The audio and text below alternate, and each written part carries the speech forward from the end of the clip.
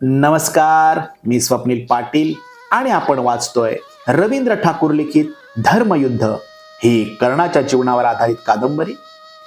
चला आज वाचूया भाग 49. टळटळीत तापत्या दुपारी कुंती सूतघाटाजवळ येऊन पोहोचली. विदुराच्या घरापासून जवळच असलेला सूतघाट यावेळी बराचसा निर्जनच असतो. याच वाटेवरून तो रोज स्नानाला जातो. त्याच्या येण्या जाण्याच्या वेळा तिला आता चांगल्या पाठ झाल्या आहेत. आताशा तो बराच वेळ सूर्याला अर्घ्य देत उभा असतो. बहुधा त्याची प्रार्थना आटोपत आली असेल, तोवर गेलं पाहिजे. गंगेच्या विस्तीर्ण वाहत्या प्रवाहात कमरे इतक्या पाण्यात उभा असलेला कर्ण नित्याप्रमाणे सूर्याला अर्घ्य देत होता. आजही इतका वेळ झाला तरी त्याची प्रार्थना संपली नव्हती. सूतघाट उतरून कुंती वाळवंटात आली. अनवाणी पाय तापल्या वाळूत भाजू लागले. वाळवंटाच्या कडेला असलेल्या झुडुपासारख्या दिसणाऱ्या एका लहानच्या झाडावर कर्णानं आपलं उत्तरीय ठेवलं होतं. चटचट पाय उचलत कुंती त्या झाडाजवळ आली. थंड वाळूचा स्पर्श तळव्यांना सुखकारक वाटला. कुंतीनं एकदा त्या उत्तरीयाकडे पाहिलं. मनाशी थोडा विचार केला आणि चटकन उचलून घेऊन ते उत्तरीय तिनं हृदयाशी धरलं. दोन्ही डोळ्यात भरून आलेले अश्रू त्यावर सांडू लागले. आसुसलेल्या डोळ्यांनी कुंती कर्णाला पाहू लागली. त्याला जवळून पाहायची संधीच कधी मिळाली नाही. माझ्या युधिष्ठिरापेक्षा तो कितीतरी मोठा आहे. 4 वर्षांनी तर निश्चितच. किती वर्ष उलटली आता त्या गोष्टीला? 55 तरी निश्चितच. माझ्या इतर मुलांसारखाच तोही आता 6 पराक्रमी पुत्रांचा पिता झाला आहे. कुंतीचं स्त्री हृदय धडधडून उठलं. पाहते तो कर्ण प्रवाहातून बाहेर येत होता. कमरेला लपेटलेल्या ओल्या चिंब अधोवस्त्रात उठून दिसणार ते पिळदार शरीर थेट त्याच्या पित्यासारखंच. मस्तकावरच्या काळ्या कुरल्या केसांवर आता काहीशी करडी झाक आली होती. गौरवर्ण आणि निमुळते पाय तर अगदी आईसारखेच. कुंतीनं नकळत आपल्या पायांकडे पाहिलं. आता कर्ण आणखी जवळ आला आहे, पण नजर उचलून पाहायचं धाडसच तिला होत नाही. राजमाते, मी अधिरथ पुत्र राधेय कर्ण तुला अभिवादन करतो आहे. मी तुझ्यासाठी काय करू शकतो ते सांग, कर्ण विचारत होता. कुंती डोळ्यात प्राण आणून कर्णाकडे पाहू लागली. भावावेगानं तिचे पातळ ओठ थरथरू लागले.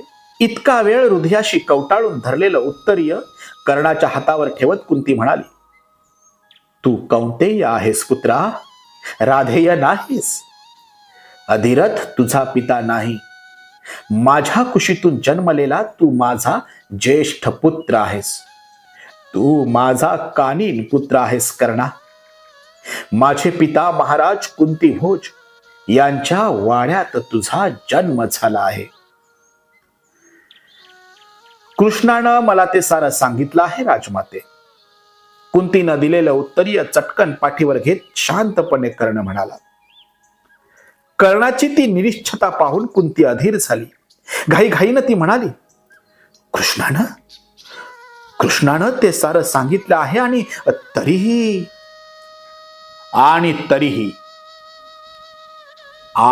तरीही काय राजमाते? कर्णाच्या भिवया आक्रसल्या.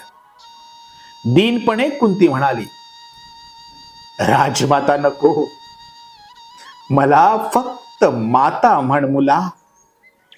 पांडव तुझे भाऊ आहेत.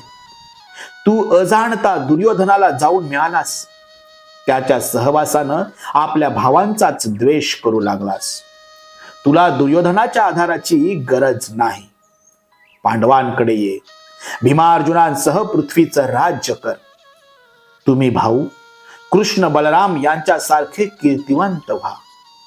जन्मदात्यांना संतोष होईल असं वागणं हेच पुत्र कर्तव्य आहे. तोच पुत्र धर्म आहे. सांगायचं ते सांगून झाल्याप्रमाणे कुंती गप्प झाली आणि आता कर्ण काय बोलतो ते ऐकायला उत्सुक झाली. पुत्र कर्तव्य, पुत्र धर्म. विषादानं हसून कर्ण म्हणाला, आयुष्यभर मी याच शब्दांचा अर्थ शोधतो आहे, पण मला त्यांचा अर्थ सापडला नाही. आज तू मला पुत्र धर्माची आठवण करून द्यायला इथवर आलीस, पण ज्याचे डोळेही अजून उघडले नव्हते अशा आईच्या मायेसाठी टाहो फोडणाऱ्या अर्भकाला तू अश्व नदीच्या हिंदकळत्या काळ लाटांवर सोडून दिलंस, तेव्हा तुझा मातृधर्म कुठं गेला होता? कुठल्याही मातेला शोभणार नाही असं कृत्य तू केलंस.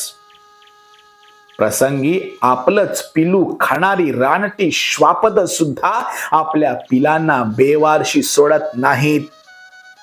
तू क्षत्रिय आहेस. ज्यांचे जन्मदाते कोणाला माहित नाहीत ते पांडव क्षत्रिय आहेत आणि मी मात्र सुतपुत्र आहे का? तर तुझ्या पोटी, एका क्षत्रिय स्त्रीच्या पोटी जन्म घेऊनही मी सुताच्या घरी वाढलो म्हणून. स्वार्थी स्त्रिये, तुला माता तरी कसं म्हणू? मी क्षत्रिय म्हणून जन्मलो, पण क्षत्रिय म्हणून जगू शकलो नाही. हे सारं घडलं ते तुझ्यामुळे.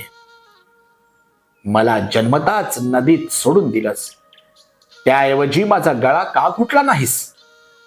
आयुष्यभराच्या या यातना तरी टळल्या असत्या, पण तुला माझी तेवढीही दया आली नाही. हाड वैरी सुद्धा वागणार नाही इतक्या क्रूरपणे तू माझ्याशी वागलीस. जेव्हा मला तुझी गरज होती तेव्हा मातृधर्म विसरून माझा त्याग केलास, आणि आता ही कर्मकथा घेऊन तू इथं आली आहेस, ती तुला माझी गरज आहे म्हणून. जन्मभर स्वार्थापोटी गप्प बसलीस आणि आताही आलीस ती नदीत ढकलून दिलेल्या त्या पोरासाठी नव्हे, तर पुन्हा एकदा स्वार्थासाठीच. स्वार्थ, निव्वळ स्वार्थ. आज तुझ्या मुलांवर संकट आलं आहे म्हणून तुला हा मायेचा उमाळा आला आहे. जन्मानं क्षत्रिय असून आयुष्यभर सुतपुत्र सुतपुत्र या शब्दांच्या विखारी इंगळ्या मला डसत होत्या, तेव्हा तू कुठं होतीस? तुझ्याच पोरांनी आणि सुनेनं माझे इतके अपमान केले, तेव्हा तुझा हा पुत्र प्रेमाचा पुळका कुठं लपून बसला होता? तेव्हा का नाही सांगितलंस कर्ण माझा मुलगा आहे म्हणून? ज्या प्रेक्षणगृहात सारथ्याचं पोर म्हणून भीमानं माझी अवहेलना केली होती, त्याच प्रेक्षणगृहात दुर्योधनानं मला अंग देशाचा राजा घोषित केलं होतं. तुम्हा सर्वांना माझी जात दिसली, पण तोच एक असा आहे की ज्याला माझा पराक्रम दिसला. आज इतकी वर्ष तुझ्या डोळ्यांसमोर मी हस्तिनापुरात राहतो आहे, दुर्योधनाचा सखा म्हणून वावरतो आहे. मी तुला दिसलो नाही, पण तू केलंस तेही फार बरं केलंस. वर्ण श्रेष्ठत्वाच्या अहंकारात बुडालेल्या लोकांपासून दूर गेलो आणि माणुसकी हेच मूल्य मानणाऱ्या माणसात जाऊन पडलो. माझ्यावर मातृपितृ ऋण असलंच तर फक्त त्याच आहे, त्यातून मला उतराई झालं पाहिजे. असं म्हणू नकोस बाळा. अगतिक होऊन कुंती म्हणाली, तुला जन्म दिल्यापासून माझा एकही क्षण तुझ्या आठवणीशिवाय गेला नाही आणि अजूनही जात नाही. अरे जन्मदाती माता आपल्या मुलाला कशी विसरू शकेल? आता हे ओझ मला वाहवत नाही. आयुष्यभराचं दुःख तुझ्या पदरात बांधून पश्चात्तापाच्या वणव्यात होरपळणारी तुझी ही दुर्दैवी आई आज एका विचित्र धर्म संकटात सापडली आहे. माझ्याच रक्तामासाची मुलं एकमेकांचे कट्टर वैरी होऊन एकमेकांसमोर उभी आहेत. हे पाहण्याचं दुर्दैव माझ्यावर ओढवलं आहे. वाटलं होतं कृष्ण शिष्ठाई सफल होईल, काहीतरी मार्ग निघेल, संभाव्य अनर्थ टळेल, परंतु माझ्या दुर्दैवानं तसं झालं नाही. आणि म्हणून कर्तव्याच्या ऐन क्षणी अशी अपशकुनासारखी समोर आलीस. मला जन्म देऊन एक अपराध केलास आणि वाहत्या नदीत ढकलून देऊन दुसरा अपराध केलास. मातेचं कुठलं कर्तव्य तू पार पाडलंस? मला नदीत ढकलून तू नकोशा झालेल्या पापातून मुक्त झालीस, पण मी मात्र ज्यातून मला कधीही मुक्त होता आलं नाही अशा दुष्ट चक्रात सापडलो. नुसता जन्म दिल्यानं स्त्रीला मातृत्व प्राप्त होत नसतं राजमाते. मातृत्व प्राप्त होतं ते जन्म दिलेल्या अपत्यासाठी खाल्लेल्या खस्तांमुळे. कधी काळी आपण एका मुलाला जन्म दिला होता हेही कदाचित तू विसरून गेले असशील. पण एक टाकून दिलेलं पोर मांडीवर घेतात जिला पाना फुटला ती राधा माता हीच माझी खरी आई आहे. जिनं मला लहानाचं मोठं केलं, मलमूत्र काढलं, त्या माझ्या राधाईची जागा आता दुसरी कोणतीही स्त्री घेऊ शकत नाही. मातेचं सोंग घेऊन तू आता अशी समोर आलीस म्हणून आयुष्यभर जिनं माझ्यावर मायेचा वर्षावच केला त्या माझ्या राधाईशी कृतज्ञ कसा हो? नाही, कर्ण राधेय होता, राधेय आहे आणि राधेयच राहील. कुंती पायाखालच्या तापल्या वाळूत गुडघे टेकून बसली आणि दोन्ही हातांच्या ओंजळीत तोंड झाकून रडू लागली. म्हणाली, कुवारपणी झालेला तो अपराध, पण माझ्या पुढे दुसरा तरी कोणता उपाय होता? तुझ्या अपराधी मातेला क्षमा कर बाळा. मी तुझा कानीन पुत्र होतो तर तू केला तो अपराध कसा ठरतो? बोल राजमाते, तू केला तो अपराध कसा ठरतो? कृष्णानं तुला सारं सांगितलं आहे ना, तरीही माझ्याकडून वधवून घेणार आहेस का? एवढं बोलून कुंती पुन्हा ओंजळीत तोंड झाकून घेऊन रडू लागली. काही झालं तरी शेवटी आई होती. तिला असं गुडघे टेकून रडताना पाहून कर्णाचं हृदय गलबललं, परंतु त्याचा निश्चय ढळला नाही. आणि खाल्ल्या अन्नाचं काय? कर्ण म्हणाला, कुत्रा सुद्धा खाल्या तुकड्याची आठवण ठेवतो.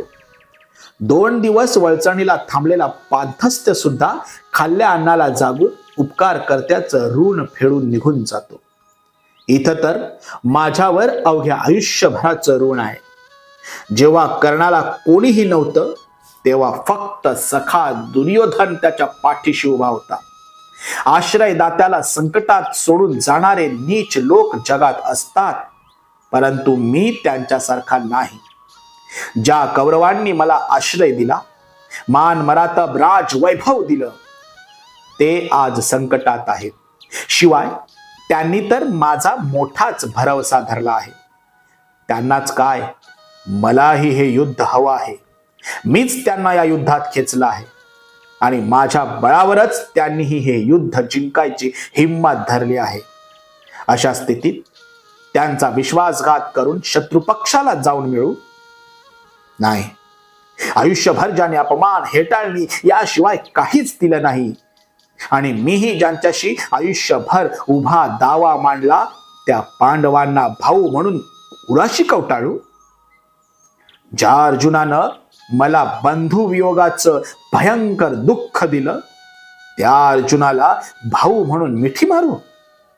जिनं स्वयंवर मंडपात माझा अपमान केला आणि द्यूत सभेत मी जिची वारांगणा म्हणून संभावना केली, जिला विवस्त्र करण्याची आज्ञा दिली, त्या तुझ्या उर्मट सुनेसमोर उभा राहून माझा स्वीकार कर म्हणून याचना करू.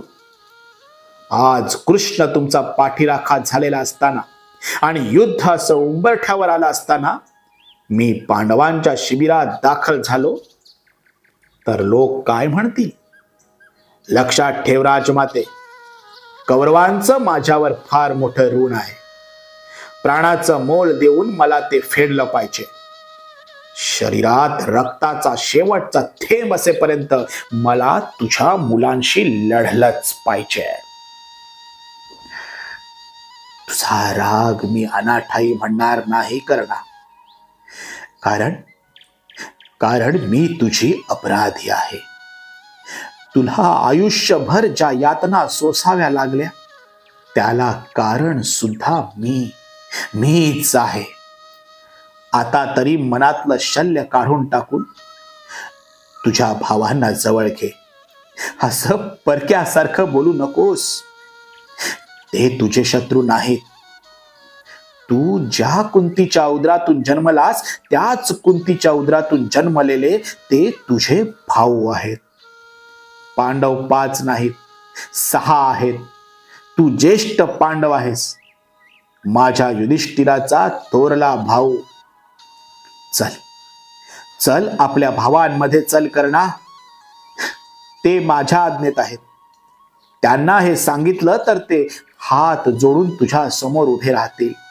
तुझ्या पायांवर लोळण घेऊन तुझी क्षमा मागतील. युधिष्ठिराचं राज्य दुर्योधनानं अन्यायानंच नाही का हरण केलं?